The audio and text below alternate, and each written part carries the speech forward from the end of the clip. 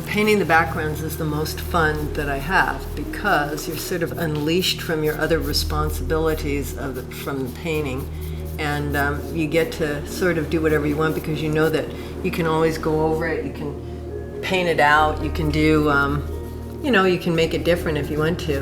And it's sort of like the warm-up. You're just getting warmed up, you're starting to make friends with the painting. Painting is your friend, and you're not in serious business territory quite yet. Then after you get the background done, usually it tells me a little bit about what wants to be painted. Sometimes I have an idea that's kind of preconceived, but not usually. Usually I just do one step at a time. So the backgrounds are really revealing to me, and I really enjoy doing them, though some of the big ones are hard work.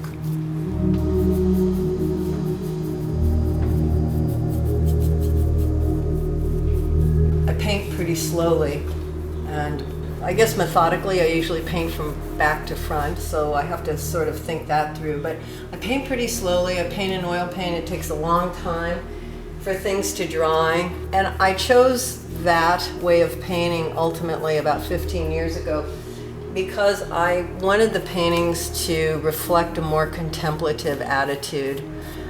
I'm not the kind of person who just sort of rushes to make these decisions and crank the work out, and the more paintings, the better I feel.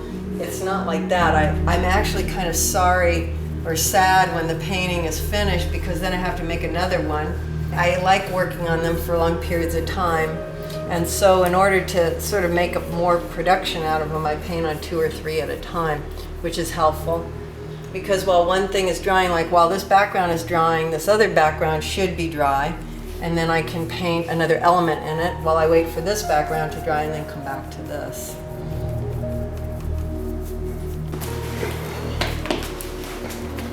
This is how I have to get under the bed, because you can't let the mosquitoes get in. All right.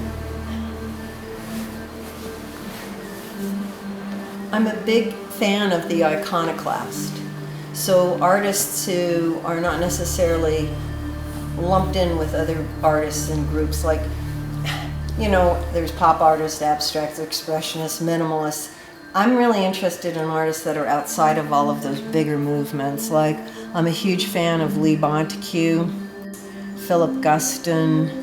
Even though Max Ernst was part of the Surrealist movement, I think he was really kind of unto himself. So I'm very interested in those kind of artists. Traveling, all my travels, particularly in the Nordic countries. I love the Arctic. I love the purity of nature there.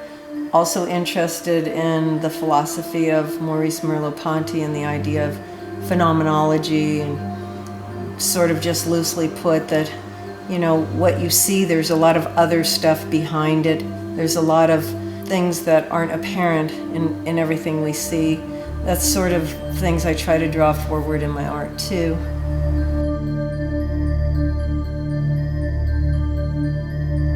In this painting, doing the little thumbnail sketch, I got kind of interested in the idea of a fan. I don't know why, and these images just sort of come to me. So this image of a fan sort of persisted. Now, whether ultimately this fan-like structure is going to appear, I don't know. But lately I've been making these models out of really beat up pieces of foam core, and I'll make a model of a fan and see how I like it, photograph it, and I might actually use it in the painting, but I might not. It depends a lot on the background, how I feel when I look at the background. It's obviously what I'm painting is very atmospheric. I like sometimes starting with that. Ultimately they can get layered over with the rollers and all kinds of other colors that wouldn't be apparent right now. So it's just a lot of sitting and looking and then making the next move. But I do know that I take my instruction from the painting. If the painting doesn't want it, then I can't use it. So I'm not that willful with them. I let them sort of take the lead. And somebody said to me the other day, they said, wow, you have an awful lot of trust in that process. And I thought, well, I guess I do. I don't really think of it like that, but I guess that's true. I do have a lot of trust in the process. I really hate wearing these gloves most of the time. Sometimes I don't notice, and sometimes I don't mind it. And sometimes I get rebellious and I just don't wear the gloves. And I know it's bad. Most of the time I do wear the gloves though.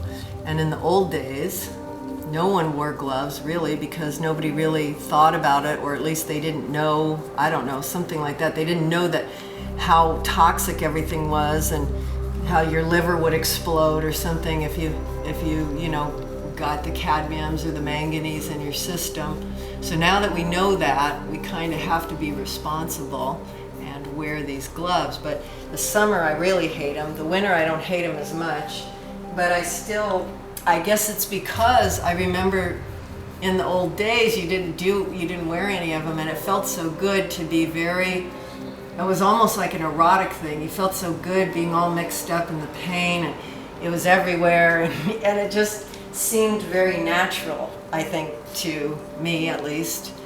I used to paint with my hands. I didn't use a brush for about 5 years. I just painted with my hands and a squirt bottle and some rags. I didn't even own any brushes that were any good. So I feel like I've had this very intimate relationship with the paint. And it used to give me a really good feeling to paint with my hands. It made me feel very connected, and I think of painting really as my oldest and best friend. My lover, my primary relationship is kind of everything to me. So it doesn't, it feels kind of funky with these gloves on.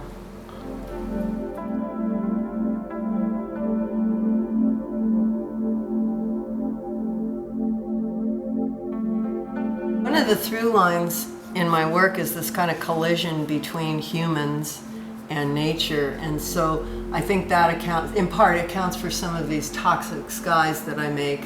And I'm noticing this is becoming another toxic sky, sort of like this painting over here. This is another version of the toxic sky. And this actually it's not the title of the painting, but I think of that as the wheel of misfortune in the toxic sky. And then this is kind of a toxic sky painting too. Then the other ones are a little more cheerful, except for the dark brooding skies. I really like those too, like this one up here. I like these dark brooding skies. This one's kind of cheerful. It just depends. I don't like to stay in the dark too long, but I also do like to explore that in my work. I'm not really interested in things that are just beautiful or perfect or upbeat. I'm interested in a lot of different aspects of life, and I guess you could call it the dark nature of humans is also kind of interesting to me. The environment is something that I pay a lot of attention to. I spent some time up in the Arctic years ago, and it really changed my life being in that kind of environment with the purity of nature there, and we sure don't have that here. So the Arctic is, for me, a very special place that I go to in my mind a lot. This would not be the Arctic, but it's kind of the antithesis of it.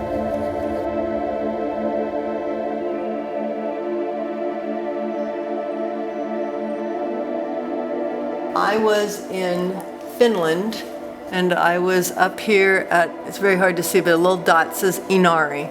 So it's right here. So it's not the top of land, but it's pretty close. It's about the same latitude as Murmansk in Russia. And then, of course, Svalbard is about as far as you can go. I'd like to go to Iceland next.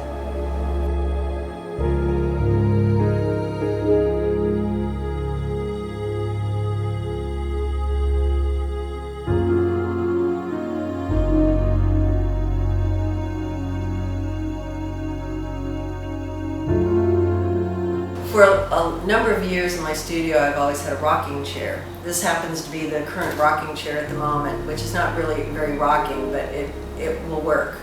And it was actually part of a performance that I had done, an installation. And this chair was just a beat-up chair that I found that I had recovered in this rather diaphanous-looking upholstery, except now it's kind of messed up. But when it was in the installation, what you did is you sat in this chair and you had a table in front of you and you had a big 3-ring notebook, and you would look through this notebook, and it was pages of things that I found interesting off the internet. So I would print them and put them in this notebook.